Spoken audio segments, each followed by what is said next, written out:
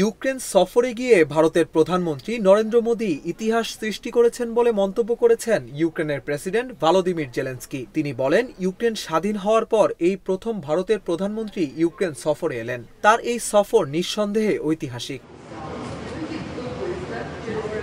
ভারতীয় সংবাদ মাধ্যম এনডিটিভি জানিয়েছে, ইউক্রেন সফরে গিয়ে ইউক্রেনের সঙ্গে মোদী 4টি গুরুত্বপূর্ণ চুক্তি স্বাক্ষর করেছেন বলেও জানিয়েছেন জেলেনস্কি। তিনি বলেন, কৌশলগত অংশীদারিত্ব, দ্বিপাক্ষিক বাণিজ্য এবং অব্যাহত সামরিক প্রযুক্তিগত সহযোগিতা বাড়ানোকে লক্ষ্য করে চুক্তিগুলো স্বাক্ষরিত হয়েছে। ভারতীয় প্রধানমন্ত্রীর সফর শেষে যৌথ বিবৃতির মাধ্যমে বিষয়গুলো তুলে ধরা হবে।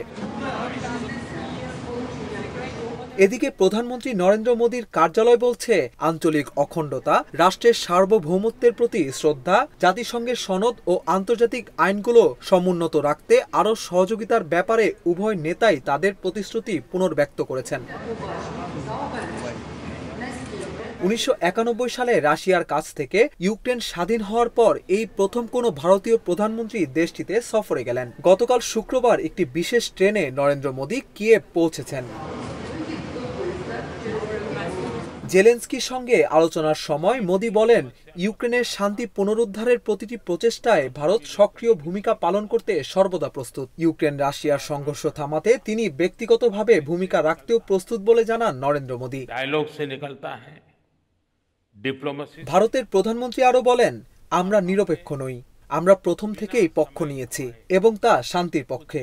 আমরা বুদ্ধের দেশ থেকে এসেছি, যেখানে যুদ্ধের কোনো স্থান নেই। আমরা মহাত্মা গান্ধীর দেশ থেকে এসেছি, যিনি সারা বিশ্বকে শান্তির বার্তা দিয়েছিলেন।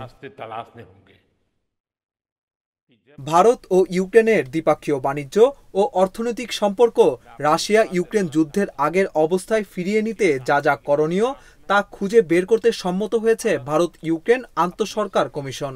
কারণ 2022 সালে যুদ্ধ শুরু হওয়ার পর থেকে দুই দেশের দ্বিপাক্ষীয় বাণিজ্য ব্যাপক হ্রাস পেয়েছে। গত জুলাইয়ে রাশিয়া সফর করেন ভারতের প্রধানমন্ত্রী নরেন্দ্র মোদী। সেই সফরের বেশ কিছু ছবি ও ভিডিও প্রকাশিত হয়েছে বিভিন্ন সামাজিক যোগাযোগ মাধ্যম ও সংবাদ মাধ্যমে। তাতে দেখা যায় রুশ প্রেসিডেন্ট পুতিনের সঙ্গে আলিঙ্গন করছেন মোদী, চা খেতে খেতে আলাপ করছেন দুজন। এছাড়া একটি ইলেকট্রনিক গাড়িতে ঘুরেন, দেখেন ঘোড়দৌড়। মোদীর এসব কার্যক্রমের তীব্র সমালোচনা করেছিলেন ইউক্রেনের প্রেসিডেন্ট ভলোদিমির জেলেনস্কি। সে সময় তিনি বলেছিলেন, এই বৈঠক তাকে হতাশ করেছে। এই কার্যক্রম শান্তির পরিপন্থী। এসব সমালোচনার জেরেই এবার ইউক্রেন সফরে গেলেন নরেন্দ্র মোদী। Я дуже дякую за це вшанування пам'яті українських.